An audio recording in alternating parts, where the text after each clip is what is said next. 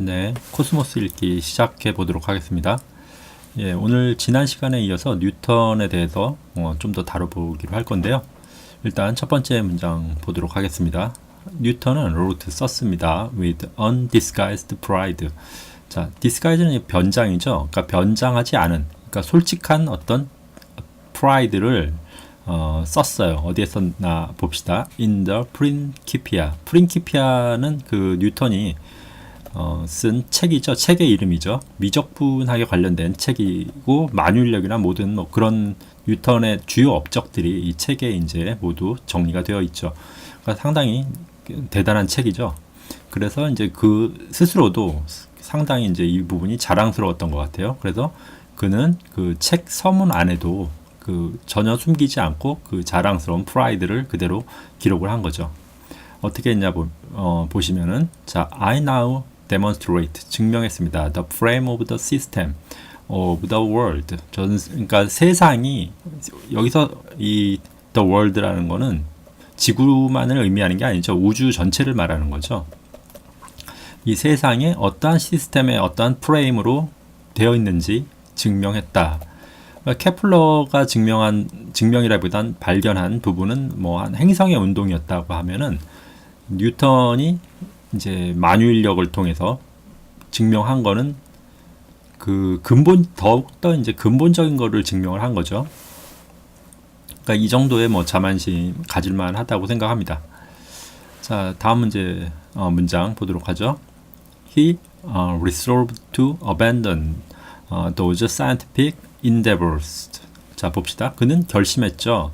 to abandon, 포기하기로 결심했습니다. 이러한 과학적인 어떤 노력들, 어떤 과학적 노력인지 모르겠어요. 자, that 이하에 나와 있겠죠. that brought him into quarrelsome dispute. 자, 그를 데리고 갑니다. 어디 안쪽으로 quarrelsome, 어떤 논쟁적인 거죠. 그러니까 quarrelsome이 들어가면은 자, dispute 자체는 이제 토론이겠죠. 토론인데 이게 어떤 토론이 어떤 그 목적을 가지고 유익한 그런 결론을 도출하면 모르겠는데 그냥 quarrelsome dispute라고 하면은 별 실익이 없는 거예요. 그냥 싸우기 위한 그런 논쟁밖에 안 되는 거죠.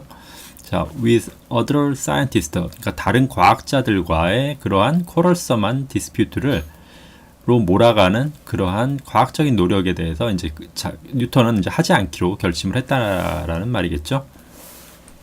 이 당시에 그러니까 뉴턴이 미적분학을 영국에서 이제 개발을 했죠. 발명을 했는데 물론 이 비슷한 시기에 프랑스의 라이프니츠라는 사람도 미적분학을 연구를 했죠. 물론 이제 뉴턴이 빨랐다는 게 지금은 거의 정설로 되어 있는데 그 우선권을 가지고 이제 논쟁이 붙었던 것 같아요. 자, 그 다음 문장 보시면은 자, chiefly on issues, 그 이제 이슈가 된 부분은 of priority, 그 누가 먼저 했느냐, 이 priority에 관련된 게 주요 이 quarrelsome한 dispute의 이슈였다라는 거죠. And there were those, 또 이런 사람들도 있었어요. 어떤 사람들이냐면 who 있죠. 자, spread tales, 어떤 이야기를 퍼뜨리는 사람들이죠. 어떤 이야기인지 또 데디아에 나오죠. 그가 had experienced, 자, 이건 경험했었다가 아니라 어떤 거를 이제 앓고 있다, 이렇게 보시는 게 나을 것 같아요. 자, 17세기 17th century라고 되어 있죠. equivalent, 상응하는 of nervous breakdown. nervous breakdown은 이건 신경쇠약입니다. 신경쇠약. 그러니까 이렇게 지금 칼 세이건이 표현한 이유는 이 17세기에는 신경쇠약이라는 단어, 이런 병명이 없었던 것 같아요. 그러니까 신경 쪽 그런 병명이 이 신경쇠약이라는 병명이 나온 거는 이제 좀 더 과학적 진보가 이루어진 다음에 나온 병명이기 때문에 이 당시에 뉴턴을 이제 모함하고 싶었던 사람들이 퍼뜨린 이러한 이야기 속에 신경쇠약이란 말이 나오진 않았겠죠. 왜냐하면 이런 병명 자체가 없었기 때문에. 근데 그 퍼뜨린 내용을 보면은 이 nervous breakdown의 equivalent한 상응하는 어떤 질병처럼 묘사한 거죠. 그 뉴턴이 앓고 있었던 그 병명이라기보다는 이땐 병이라고 안 했겠죠. 좀 미친 사람 같다 뭐 이렇게 표현을 했겠죠. 아무래도. 자, 뭐 크게 어려운 문장은 없을 것 같습니다. 그는 결심했습니다. abandon, 포기하기로 이러한 과학적인 노력들, 그 노력은 그를 어떤 quarrelsome, 논쟁적인 어떤 토론에 휘말리게 하는 그러한 과학적 노력은 하지 않기로 결심했습니다. with other scientists, 다른 과학자들과의 그런 논쟁이죠. 주로 이슈가 된 거는 그 우선권에 관련된 거죠. 그리고 there were those who, 어떤 사람들이 있었는데 그들은 퍼뜨렸습니다. 그가 뉴턴이 앓고 있다는 신경쇠약, 17세기, 그러니까 신경쇠약에 해당하는 어떠한 병을 앓고 있었다는 그러한 소문을 퍼뜨렸습니다. 라고 이제 이야기를 했죠. 자, 다음 문장 보겠습니다. Some recent evidence suggest. 자, suggest, 증거가 뭘 제안합니까? 그렇지는 않죠. 증거가 보여주는 거겠죠. 증거는 DDR 보여주겠죠. What, 어떤 것이 있는데 he was suffering from 뭔가로부터 그가 이제 지금 고통받는 거죠. 뭔가를 앓고 있다 이렇게 보셔도 되고요. 몸이 안 좋은 거겠죠. 고통받는 거니까. 그것은 was not so much. not so much는 그냥 뭐 대략적인, 딱히 뭐 많지도 않은 뭐 이렇게 볼 수 있는데, 그냥 이것도 그냥 대략적인이라고 보시면 될 것 같아요. 그냥 대충. 사이코제니까 에일먼트죠. 그러니까 정신적인 어떠한 질환을 앓고 있었다. 그러니까 대략적으로 어떻게 표현해야 할지 저는 보통 낫소머치가 나오면 그냥 대략적인, 이렇게 큰 의미는 두지를 않습니다. 이 부분에 대해서는. 그러니까 그냥 정신질환 같은 거, 뭐 대충 뭐 그런 것들이라고 보시면 될 것 같아요. as 이걸로 보시면 heavy metal poisoning, 어떤 중독이죠. 헤비 메탈은 뭐 중금속 중독이겠죠. 뭐 헤비 메탈이 그 락막은 아니겠죠, 당연히. 자, 왜 이런 일이 있었냐면은 뉴턴이 이제 프린키피아를 하고 그 다음에 빠진 게 이제 연금술이었죠. 그러니까 당시에는 별이 이제 어떤 원소를 만들어낼 수 있다는 그러한 지식은 없었기 때문에 금을 어떤 화학 실험을 통해서 만들 수 있다고 생각을 했죠. 이제 주로 납이었어요, 그게. 납과 이제 금이 무게가 비슷하죠. 이제 값어치는 전혀 비교가 안 되지만 무게가 비슷하니까 납을 금으로 조금만 어떻게 화학 변화를 시키면 만들 수 있지 않을까 하는 그러한 기대가 있었죠. 근데 이 납은 중금속에 헤비메탈에 들어가죠. 그리고 납 중독이라는 심각한 어떤 질환을 일으키죠. 그리고 이 당시 화학자들의 보통 특징은 맛을 본다는 특징이 있어요. 그러니까 어떤 금속 중독, 이런 중금속 중독에 대한 그러한 어떤 질병에 관련돼서 그러니까 큰 진보가 없었던 거죠. 그런 위험성에 대한 인식이 좀 부족했기 때문에 화학 실험을 하면서 이 맛을 보는 경우가 굉장히 흔한 일이었습니다. 이 당시에는. 그래서 아마 뉴턴도 그런 중금속 중독에 걸려서 그러한 부분이 이런 사이코제닉한 에일먼트를 가져온 것이 아닌가 싶어요. 그래서 아마 사람들이 이런 소문도 퍼뜨리게 될 수 있었던 것 같겠죠. 자, 그 다음, 자, 네 번째 어떤 일화가 여긴 이제 소개가 됩니다. 자, 베르누이죠. 베르누이는 그 유체역학의 대가죠. 베르누이는 도전을 했습니다. 그의 동료들에게 도전했다는 거죠. 그의 동료라고 하면 뭐 다 아는 사람들일 거예요. 아마 라이프니츠, 아까 얘기한 라이프니츠, 프랑스의 라이프니츠와 그다음에 로피탈이라는 사람. 로피탈 정리는 뭐 고등학교 미적분 시간에 배우죠. 중간값 정리죠. 이렇게 평행한 한 값이 나올 수 있다는 게 이제 로피탈 정리인데, 뭐 두 번 미분하는 거죠. 이게 보통 두 번 아니라 계속 미분하다 보면 이렇게 평행한 값이 나온다. 뭐 그걸 정리한 사람이죠. 아무튼 뭐 쟁쟁한 수학자들입니다. 그 베르누이도 상당한 수학자였고, 근데 그 동료들에게 이제 챌린지라는 건, 도전했다는 건 이제 문제를 냈다라는 뜻이에요. 여기서는 to solve, 풀기 위한 어떤 거죠. 그리고 unresolved issue, 아직 해결되지 않은 어떤 이슈에 대해서 푸는, 그러니까 문제를 풀고 서로 이렇게 돌려가면서 자기가 푼 문제를 답안지는 이제 자기가 가지고 있고, 가령 이렇게 세 사람이 있어요. 베르누이와 라이프니츠와 이제 로피탈이 있다고 합시다. 그러면 스스로 자기가 이제 어떤 풀어놓은 문제 있죠. 대단한 문제들을 두 사람한테 이렇게 내는 거예요. 뭐 그 다음번에는 뭐 이 사람이 이 두 사람한테 내겠죠. 이런 식으로 이제 돌아가면서 굉장히 일반인들이 이해할 수 없는 행동을 하면서 이 사람들은 이제 놉니다. 그러던 와중에 이제 베르누이가 낸 문제, 그 이슈가 called 브라키스토크론이라는 문제예요. 자, 브라키스토는 이게 라틴어예요. 크론은 자, 크로노에서 나온 거죠. 크로노는 이제 시간이죠. 그래서 그 그리스 신화의 신 크로노스는 시간을 이렇게 잘라내는 낫을 들고 있죠. 그런 의미로 이제 크론이고요.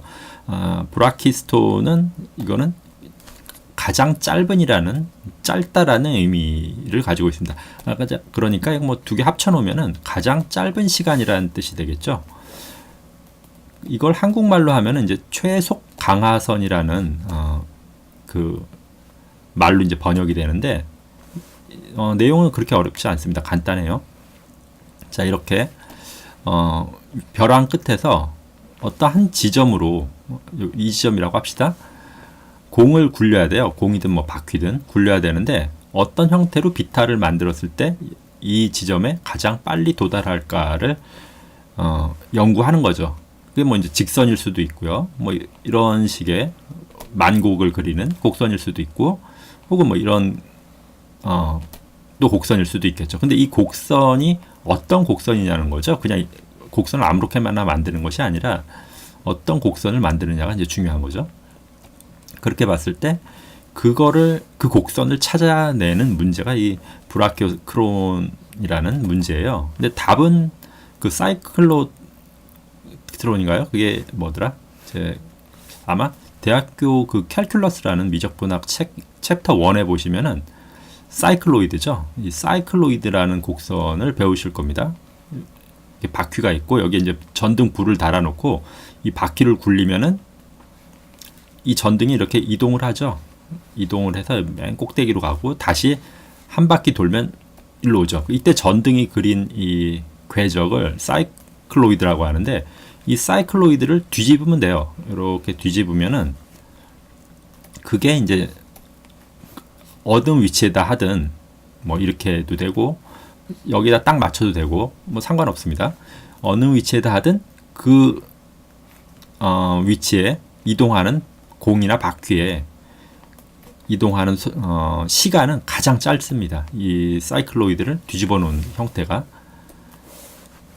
그래서 그게 이제 답이에요. 그 사이클로이드를 뒤집어 놓는 게 답인데, 뭐 문제 푸는 방식은 여러 가지가 있죠. 뭐 보통 운동 에너지와 이제 위치 에너지가 같다라고 놓고, 같겠죠. 당연히 여기 있는 위치 에너지와 이때 공이 지나갈 때 운동 에너지는 같겠죠. 그리고 그걸 갖다 놓고 풀었을 때, 미분방 정식을 풀었을 때 발생하는 요 곡면이 이제 보통 그 답이 되는데, 여기서는 일단 그 라이프니츠가 문제를 좀 풀기가 버거웠던 것 같아요. 그래서 이제 베르누이한테 부탁을 하죠. 한 1년 정도 더 시간을 달라고. 굉장히 어려운 문제인 건 맞는 것 같아요. 지금은 이제 뭐 대학교 한 1학년 학생들이 혹은 2학년 학생들이 이제 미분방 정식 시간에 바로 푸는 문제이긴 한데, 그러니까 풀려진 문제를 푸는 것과 이렇게 처음부터 새로 문제를 만들어내서 푸는 거는 이제 분명히 차원이 다르죠. 그렇긴 한데 이 문제가 이제 뉴턴의 귀에까지 들어갔죠. 그래서 뉴턴은 뭐 어차피 이 멤버들과 어울리는 사람은 아니었죠. 그런데 이 문제를 보고 하루 만에 그냥 풀어버렸어요. 근데 자기는 여기 이제 멤버가 아니니까 베르누이한테 그냥 익명으로 이 문제 풀이를 우편으로 보냅니다. 근데 베르누이가 이걸 딱 보고 그러죠. 발톱 자국을 보니까 사자가 핥힌 게 틀림없다. 이런 말을 해요. 그 사자가 누구겠습니까? 뉴턴이었죠. 그러니까 뉴턴이 아니고선 이 문제를 풀 수가 없다라고 이제 얘기한 거니까, 라이프니츠랑 정말 그 로피탈은 엄청난 좌절과 어떤 그런 걸 좀 기분이 불쾌했겠죠. 그런 걸 느꼈을 것 같아요. 왜냐하면 익명으로 보냈는데 베르누이가 보고 바로 알았어요. 이거 뉴턴밖에 없네. 이렇게 바로 알았죠. 뭐 문장이 어려운 게 아니라 요 브라키스토크론 발음도 어렵죠. 이 문제에 대한 일화가 좀 뉴턴의 일생에서 상당히 재미난 일화 중에 하나죠. 이 당시 뉴턴의 나이가 55세였다고 합니다. 상당히 당시로는 많은 나이였죠. 그래도 뭐 이 정도 문제는 아니죠. 굉장히 어려운 문제지만 뉴턴한테는 굉장히 쉬운 문제였던 것 같아요. 자, 그 다음 문장을 보도록 하겠습니다. The major intellectual pursuit, 어떤 지적인 어떤 추구죠. 주된 지적 추구 of his last year, 그의 말년, 뉴턴의 말년이죠. 뉴턴 말년에 주로 어떤 지적인 탐구는 was concordance. concordance는 콩코드에서 왔겠죠. 콩코드는 이건 그 어원을 따져보면 일치하다죠, 일치. 뭔가 딱 맞는 거예요. 그래서 이거를 보정이라고 합니다. And calibration. calibration도 뭔가를 맞추는 거죠. 어떤 숫자 같은 걸 맞추는 그런 거기 때문에 이건 수정이라고 합니다. 그래서 보정과 수정하는 일에 그 이 말년을 보냈는데 뭐를 수정했나 한번 보죠. 크로놀로지. 여기 또 나오네요. 크로노면 시간이죠. 그래서 이건 연대기라고 합니다. 어떠한 연대기들을 보정하고 수정하는 일, 이런 지적인 활동을 뉴턴의 말년에 했습니다. 그러니까 수학과는 사실 관련이 없는 일을 했죠. 그리고 고대의 어떤 문명의 이러한 크로놀로지를 했다라고 합니다. 그러니까 고대 문명에도 상당히 뉴턴은 일가견이 있었던 것 같습니다. 자, 문장 자체는 뭐 크게 어렵지 않고요. 주어 부분이 뭐 이만큼 있고 이게 동사고 나머지 뭐 단어가 좀 독특한 단어가 있긴 한데 뭐 어원이 워낙 다 명확한 단어이기 때문에 그렇게 어렵진 않습니다. 암기하는데 그렇게 어렵진 않겠죠. 자, 마지막 문장 보도록 하죠. The consistent assumption, 어떠한 일관된 assumption이 있었죠. assumption을 우리 한국어로는 그냥 뭐 추정이라고 하는데 단순한 추정은 아니에요. assumption은 보통 뭐 어떤 아규먼트 같이 이런 것들의 어떤 결론을 비판하는 경우에 이제 보통 사용하는 것으로 이제 assumption을 얘기하는데, assumption은 그러니까 그냥 추정이 아니라 논리적인 추정을 말하는 거예요. 그냥 아무렇게나 던지는 게 아니라 논리적으로 뭔가 딱딱 맞아 떨어지게 추론을 해내야 그게 assumption이 되는 거죠. 그래서 일관된 어떤 assumption이 있었는데 그게 뭐냐 하면 God 신들이죠. 어떤 신들이에요. of all civilization, 어떤 모든 전 세계 어떤 모든 문명들에 대한 문명이 갖고 있는 신들이 다 있었죠. 이 당시에 이제 그리스나 뭐 중동이나 어디든 다 신이 있었죠. With a single exception of Newton's one. 자, 뉴턴이 갖고 있었던 건 이제 빼고 예외로 단 하나의 예외인데 이걸 빼고 지금 이 컴마 부분이 여기에 있죠. 그러니까 이 부분은 그냥 없어도 됩니다. 자, were merely 단순한 고대의 왕들, ancient kings and heroes, 영웅들. deified, DEI가 있으면 이게 그 라틴어로 가시라는 의미죠. 그러니까 신격화하다란 뜻이에요. deified는 그 by later generations. 그러니까 후대 어떤 세대들에 의해 왕과 영웅을 신격화한 것에 불과하다라고 이제 뉴턴이 아마 이 영감을 고대 문명의 영감을 보정하면서 밝혀낸 사실인 것 같아요. 근데 여기서 지금 single exception of Newton's one, 이건 뭐 어떤 시인지 알겠죠? 야훼겠죠, 아무래도. 기독교가 아무래도 유럽, 영국은 캐톨릭이 주된 그 종교였기 때문에 이건 기독교의 신을 말하는 겁니다. 그 신을 빼고는 나머지는 다 왕이나 어떤 뭐 알렉산더나 이런 사람들이겠죠. 그런 것 영웅들이 신격화된 거죠. 그 이후 세대에 의해서. 그러니까 뭐 제우스라든가 이런 신들을 말하는 거예요. 제우스나 뭐 헤라도 있었을 테고 뭐 아폴론이나 뭐 이런 신들 다 보면은 어떤 공통점이 있다는 거죠. 고대 어떤 영웅이나 왕들과의 공통점이 있었던 거를 발견한 것 같아요.